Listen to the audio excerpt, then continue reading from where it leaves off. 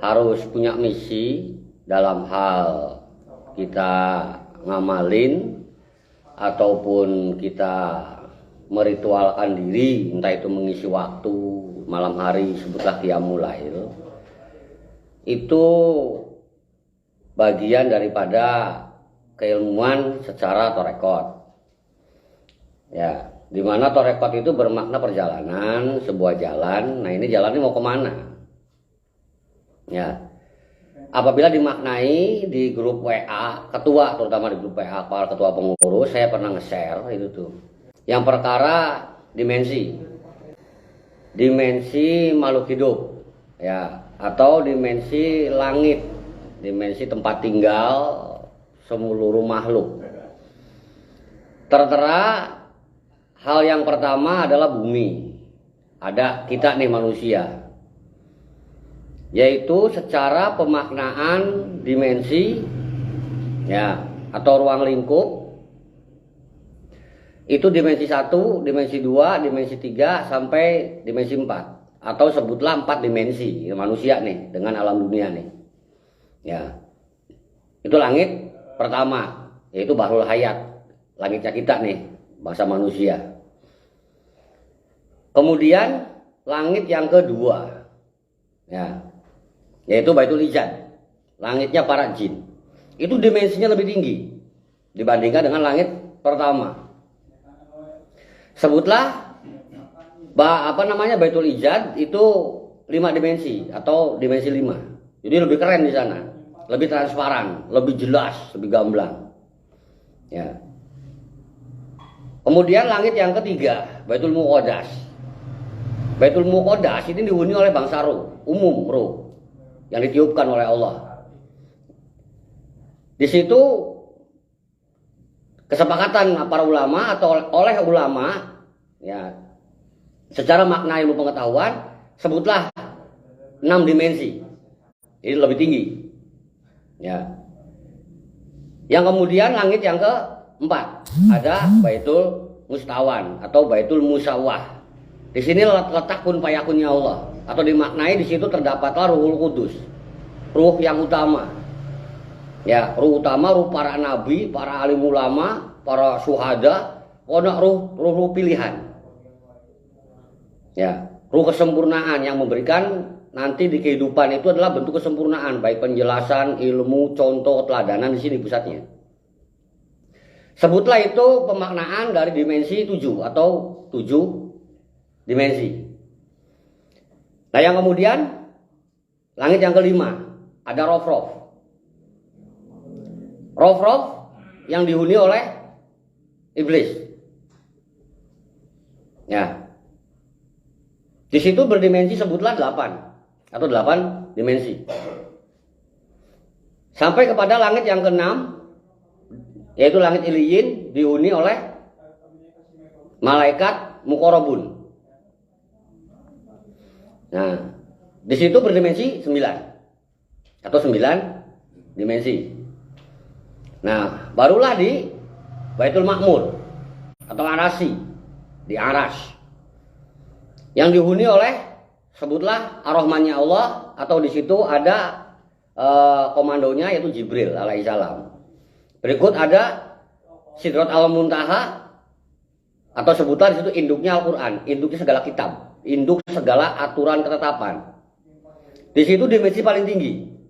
Sebutlah dimensi 10 atau 10 dimensi bahkan lebih. Paham sampai situ? Ya. Yang mana kita ini ada di dimensi 1, 2, 3, 4 paling rendah.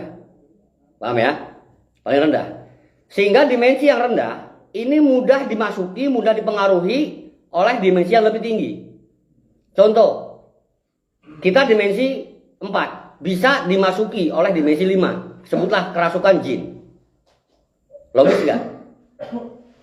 Pernah nggak nemukan seperti itu? Orang yang kerasukan jin? Ada. Ya bilang adanya tuh yang tegas, jangan sampai ngelamun. Iya, gua pernah tuh kerasukan. Ya kan? Tapi ada nggak jin yang kerasukan manusia? Emang tahu? Belum ya? Jangan deh, kasihan jinnya. Kemudian langit Muqaddas nih, Baitul Muqaddas Ruh. Ruh oleh Allah Subhanahu wa taala ditiupkan, yaitu ke makhluk, sebutlah ke jin dan juga ke manusia, bisa masuk kan? Benar. Ada nggak ruh yang kemasukan jin, ruh yang kemasukan manusia? Nggak ada dong. Ya. Nah itulah, dimensi rendah itu nggak bisa naik ke dimensi tinggi. Paham ya? Tapi dimensi tinggi bisa masuk ke dimensi rendah. Nah, begitu pula dengan ruh pilihan, bisa masuk ke manusia. Bisa, tambahan ilmu, bisa, tambahan pengetahuan. Dari insan menjadi nas, dari nas menjadi basyar, dari basyar menjadi utusan. Oh bisa. Ya, dari goblok menjadi pinter. Oh bisa itu. Nah ini nih, betul mustawan nih. Ya. Kalau ruh biasa kan ruh, cuman hidup selesai permasalahan.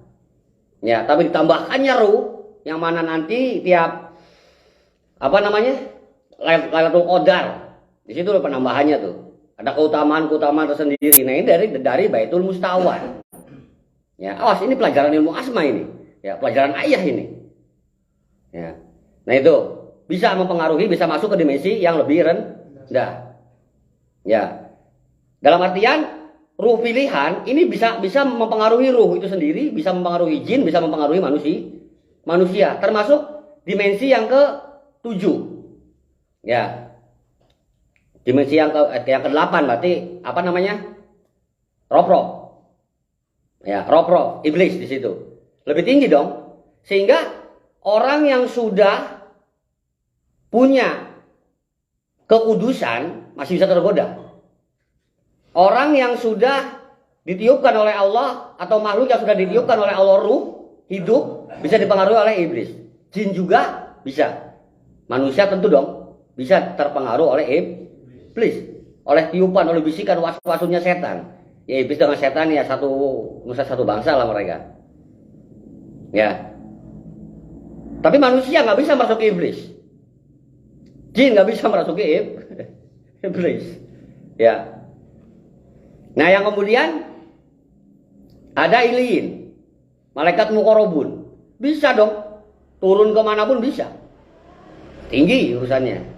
Nah yang tertinggi adalah Jibril alaihissalam, karena dimensinya paling tinggi, berdimensi 10 atau 10 dimensi lebih, ya bisa leluasa ke manapun, termasuk bisa memasuki ini alam dunia, bisa masuk ke manusia berupa wahyu, petunjuk atau hidayah, benar.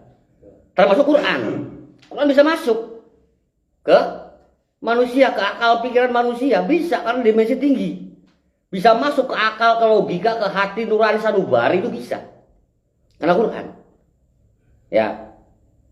Dalam hal pemaknaan, dimensi yang lebih tinggi bisa masuk ke dimensi rendah. Tapi dimensi rendah tidak bisa masuk ke negeri dimensi tinggi. Terkecuali. Ada pengecualian dong. Ya. Dalam hal pemaknaan Isra Mi'raj, Kanjeng Rasulullah Muhammad berdimensi 4. Benar. Ya setidaknya dimensi 4 ini sudah weru sadurungi winara, kan begitu sakrat terjadi dari bukti, saucap jadi nyata. Itu tuh. Karena apa? Rasulullah Muhammad dalam hal peristiwa Isra Mi'raj kan diperjalankan. Tapi apa iya secara utuh manusia? Kan tidak. Riwayat juga mengatakan bahwa Rasulullah Muhammad itu sebelumnya yaitu dibedah, dicuci oleh Jibril. Tentu yang dibawa oleh Jibril tiada lain adalah kekitaban. Ya bentuk toharoh kekitaban. Sehingga Rasulullah Muhammad bisa naik ke arasi. Ini secara ilmu pengetahuan loh.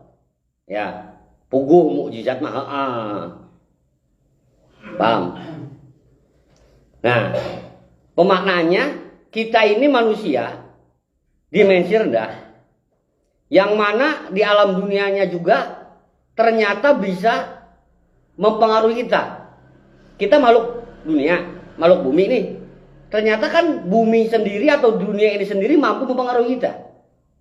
Bahkan bukan hanya bumi, kehidupan pun bisa mempengaruhi kita. Contoh, Arisia pipiluan si eta.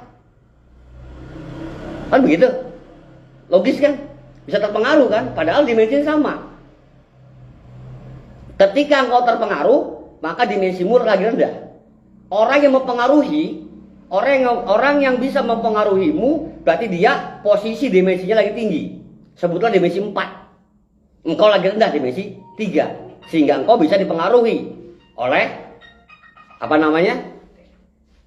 oleh manusia yang lain yang dimensinya lebih tinggi atau lebih pintar. Paham ya? No. Sampai ketika engkau posisi oleng. Posisi oleng.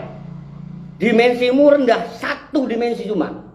Ya, hanya sebatas dohir saja. Tidak mengaktifkan sama sekali ruh. Tidak mengaktifkan sama sekali pemikiran ataupun akal ataupun logika. Ya. Hanya tubuh doang. Maka kemudian dipengaruhi, diperbudak, diperdaya, didolimi, dimanfaatkan, ya, dimanipulasi, wah komplit. Karena engkau lagi rendah posisinya, bahkan sampai kepada makna kesurupan. Karena dimensimu rendah. Nah, itu tuh. Sehingga manusia itu mutlak membutuhkan apa yang namanya torekot. Perjalanan untuk bisa menembus ke sana. Untuk bisa melebihkan diri secara pemahaman agama, yaitu secara dimensi biar naik. Makanya butuh misi. Ya. Tujuan torekot, ya, mereka sebutlah berzikir, tirakat atau membaca ritual tertentu, berbuat sesuatu yang tujuan agar lahir batin ini bisa sesuai dengan alam yang dituju. Misalkan yang diharapkan adalah kesempurnaan. Kesempurnaan yang mana sih? Biasanya yang dituju adalah lebih daripada ruh. Berarti langit yang keempat nih. Berarti Baitul Mustawan, kesempurnaan di situ. Di mana kecerdasan, kepintaran, mumpuni, ya, termasuk juga di situ adalah warusa durungi binara. Paling levelnya ke situ. Kalau lebih tinggi lagi roprof dong. Bisa menguasai keiblisan, hebat, ya, bisa nyantet dan segala macam. Wah, gitu kan, bisa memperdaya. Nah, paling yang diharapkan oleh manusia itu kesempurnaan umum nih, setelah torekot umum nih, paling nyampe ke Baitul Mustawan yang sekiranya pengen apa terlaksana, pengen apa jadi, ya kun fayakun di sini langit keempat. Kalau pengen hebat lagi harus bisa melebihi langit kelima, harus ada di langit yang keenam, iliyin. Baru ada di situ menjadi abdinya atau didampingi oleh malaikat mukorobun, disaksikan oleh malaikat mukorobun. Ada mukorobin pada dirimu, sehingga engkau selalu didekati oleh orang-orang, dibutuhkan, diperlukan ilmunya, pengetahuannya, perlindungannya. Ini iliyin nih. Ya, maka ketika mengamalkan, fokus, apa kata perintah? Harus sekian, ya sekian. Sekian hari, ya sekian hari. Istiqomah, misalkan harus habis isya, apa sih tahajud, apa sih hajat, apa duha, istiqomahkan.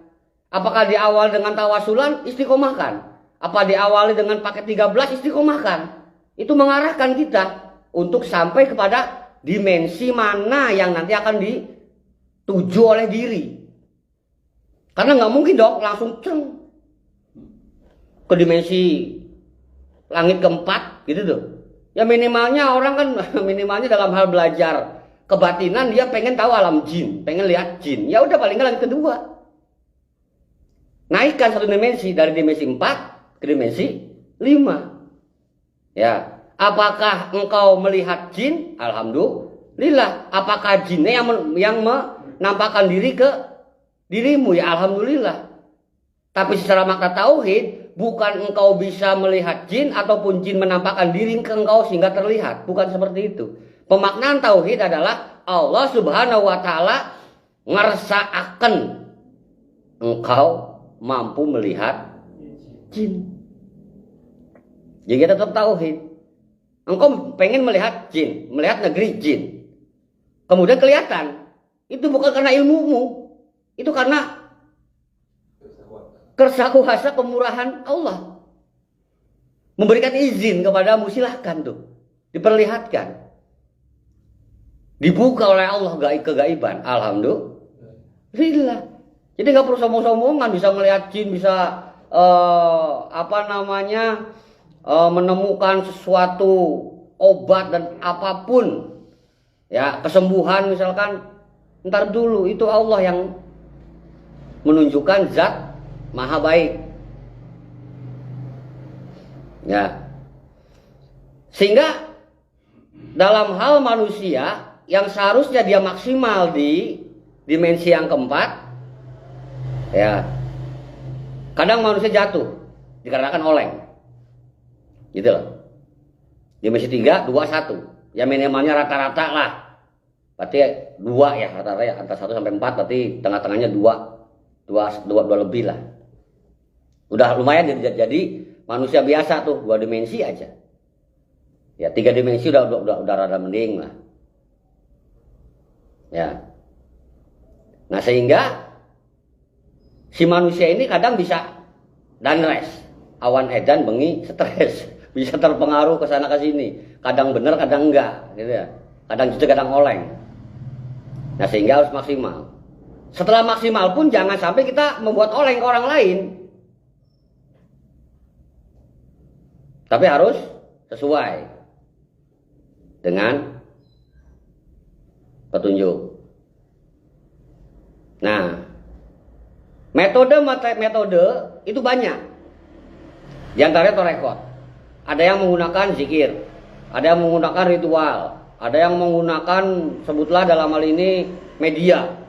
Entah itu menyan, entah itu kuburan, apa minyak wangi, ini macam-macam nih. Yang tujuannya apa? Biar engkau sedikit oleng. Gitu loh. Ya biar nge-fly. Bukan oleng, kalau oleng kan cenderungnya kan naon? Apa? Nereng apa? Ya oleng. Ya biar ada nge-fly lah gitu kan. Biar ada nge-fly. Nah nanti di situ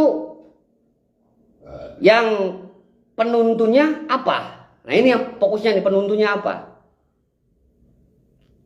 Ini yang akan mengarahkan gurunya atau mursidnya. Ya, contoh perkara menyan, perkara minyak wangi. Mereka berdalih di Arab juga pakai menyan, di Arab juga pakai minyak wangi. Kiswah harum dengan minyak. Masjid Nabawi konon katanya dengan harum-haruman. Bener nggak? Dalilnya seperti itu. Oke, nggak masalah. Terus tiba-tiba engkau di rumah tiruan.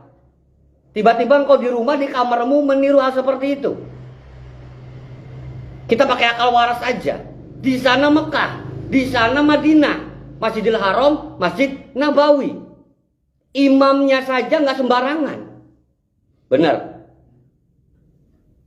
Di mana ada harum-haruman, ada bau-bauan, tapi diiringi dengan kalimat-kalimat Allah yang bertanggung jawab mursyidnya di sana, sehingga akan terarah kepada halu yang baik, ya, kepada nge-fly yang baik.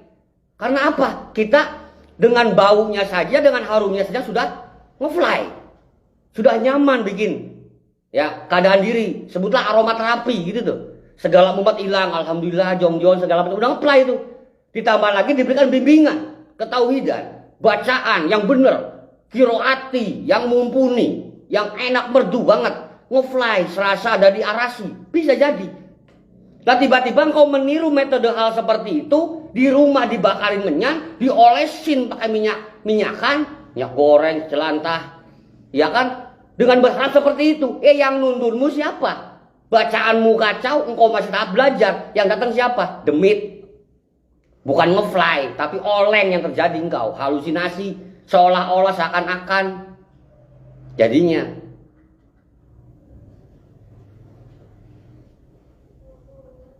Kalau memang minyak wangi, sebutlah misik, itu disukai oleh jin, kenapa pabrik minyak wangi tidak dirubung sama jin aja?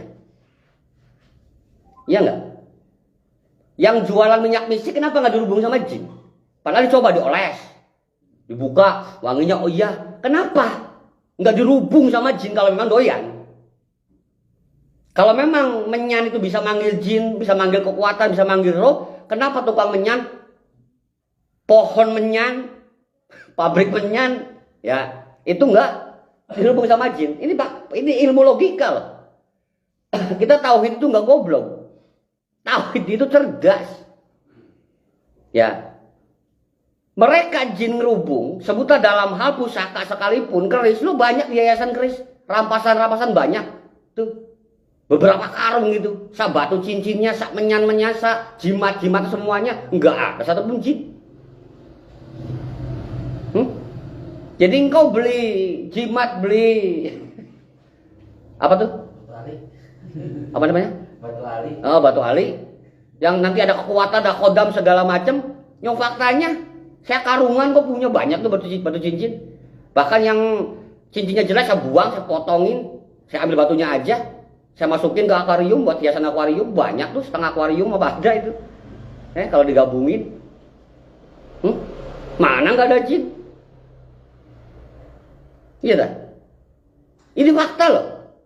Maksudnya kita jangan goblok-goblok banget dalam hal hidup meyakini sesuatu itu. Ya karena faktanya segala sesuatu itu apabila berkenaan dengan keyakinan. Ketika engkau meyakini sesuatu memiliki kekuatan yang konon katanya setara dengan kekuatannya Allah atau ada kekuatan Allah di situ, ya disitulah. Ditambah lagi engkau jauh dari tauhid. Maka setan yang ada pada dirimu berbisik ke jin, jin, ini, butuh bantuan jin, siap dan jin lah nongol di situ, karena jin males. Jin selalu bersembunyi. Ya, iya enggak sih? Percaya enggak? Percaya enggak? Tahu enggak jin sering nyumput? Jin doyannya nyumput. Jin suka kembang. Misalkan. Kenapa enggak ke epot ke Bandung, Bandung kan ada ya. Paris Panjapa itu kan kota kembang. Kunaon tadi rubung ku jin. Pakai logika loh. Tukang rampe tahu, tukang kembang, kunaon oh jinan. Harusnya kan banyak jin di situ dong. Iya nggak begitu? Kenapa nggak ke situ? Ya karena dia nyumput. Ketika seseorang meyakini menyan, minyak, kembang, nih bisa dengan doa tertentu, dengan ritual tertentu bisa memanggil roh atau jin atau kekuatan yang lain. Ya, ada Tuhan di samping Allah. Padahal bacaannya ya Allahumma ya Robbi. Waduh kayak pisan. Masa manggil Allah kekuatan pakai media-media seperti itu? Ya, udah jelas-jelas di Al-Quran dicontohkan. Perkara perdebatan Nabi Ibrahim dengan bapaknya. Ya, bahwa aku akan memberikan suatu pengetahuan yang tidak dianugerahkan kepadamu, wahai bapakku. Maka ikutilah aku. Kata Nabi Ibrahim, bapaknya harus mahat dulu, ya harus ngedesain dulu, ngukir, ya menempatkan ritual agar itu berhala punya kekuatan, sebutlah penjagaan misalkan. Lah Nabi Ibrahim tauhid, cukup dengan Bismillahirrahmanirrahim, mau pengen apa? Ada kekuatan. Ya, awalannya Bismillahirrahmanirrahim, simple. Nah, jadi ketika seseorang meyakini ada kekuatan ditambah dia dengan hawa nafsu tanpa ketauhidan, maka disitulah setan yang ada pada dirinya, ya, itu akan berbisik ke jin. Apalagi berbisik ke kekuatan ini alam dunia, ke hawa duniawi. Oh, terpengaruhlah orang tuh oleng tuh. Ya, Makanya ketika kita menjalani torekot, ya entah itu namanya torekot Abdul Jabbar, entah itu torekot Ruhul Amal, ya terserah. Yang pasti sebutnya tauhid. Nah itu untuk kita itu sampai ke jenjang yang lebih tinggi dimensinya. Ya. Manusia bisa dipengaruhi oleh sesuatu yang buruk ataupun sesuatu yang baik. Faktanya, iblis, setan, jin kafir bisa mempengaruhi manusia. Nah, termasuk kejibrilan, kekitaban, ya, keruhul kudusan bisa juga mempengaruhi manusia. Tuh. Tapi alhamdulillah nih manusia sudah disetting sedemikian rupa oleh Allah Subhanahu wa taala. Walaupun makhluk dengan dimensi 4 atau 4 dimensi, tapi manusia sudah disetting oleh Allah memiliki dimensi 10. Dengan syarat ketentuannya tauhid. Karena apa? Yang diaji adalah Quran. Quran dari mana? Arasi kan? Ada kejibrilan kan? Jibril dimensi berapa? Sebutlah dimensi 10 kan? Ada kejibrilan pada diri kita. Ada kejabaran. Ada Jabrailu. Sehingga kita walaupun manusia biasa, tapi ada kemampuan setidaknya kejibrilan yang memiliki dimensi 10. Sehingga bisa menembus kemana-mana. Jadi tingkatkan pemaknaan pengetahuan, ya, termasuk jalan torekotmu atau torik, ya, torik, tuh, dengan menggerakkan sistem motorik, ya, pengelogikaan, akal warasnya dipakai, ya, harus semuanya sesuai dengan dalil agar tidak oleng. Tapi kita ngefly asik gitu loh. Ya. Bisa memaknai segala sesuatunya.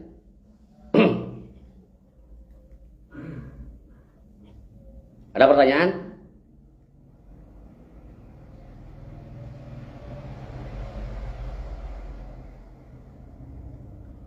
Iya. Nanti dengan bisa berdimensi ke sana mah asik banget tuh. Bisa main ke Gunung Kawi kan begitu. Laut Kidul ya karena dimensinya. Ya. Tetap semuanya ada perizinan. Ya bismillah tetap. Tapi sebelumnya bismillah kan ada izinnya manusia, izinnya guru, izinnya mursyid. Manusia tidak akan bisa berpengaruh apa-apa terhadap alam kalau tidak dibekali dengan Al-Quran. Faktanya apa? Para penghuni sebelum manusia di alam dunia ini yaitu bangsa jin. Mereka tidak bisa berbuat apa-apa. Tidak bisa berbuat perubahan yang baik terhadap ini alam dunia. Yang mereka perbuat adalah kerusakan, pertumpahan darah. Manusia itu diharapkan bisa untuk mengondisikan alam, bisa merubah alam menjadi yang lebih baik. Bisa berpotensi ini alam. Ya, sekalipun rezeki Allah yang ngatur. Tapi untuk makan itu perlu padi. Kan begitu? Perlu beras, nanem mang. Ya, kalau hanya mengandalkan apa namanya kun payakun ataupun mana wasalwa gitu tuh. Ya pugu Allah juga bisa seperti itu. Tapi engkau tinggal di ini alam dunia yang mana syaratnya untuk makan adalah perlunya makanan. Dan itu dari hasil bumi. Engkau yang mengolahnya. Tuh. Sehingga manusia dengan dibekali oleh ilmu pengetahuan, dengan kejibrilan, itu bisa mengolah bumi. Bisa hidup bermasyarakat. Bisa hidup berdampingan. Dengan manusia itu sendiri, juga dengan hewan, ataupun dengan binatang, bahkan dengan makhluk astral. Paham ya? Maka jangan tinggalin Quran. Jangan tinggalin petunjuk.